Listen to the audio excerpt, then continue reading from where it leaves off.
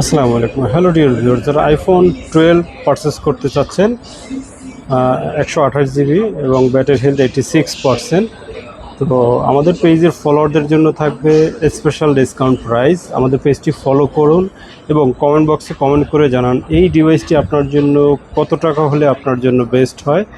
তো আমরা রয়েছি যমুনা ফিউচার পার্ক লেভেল 4 ব্লকে।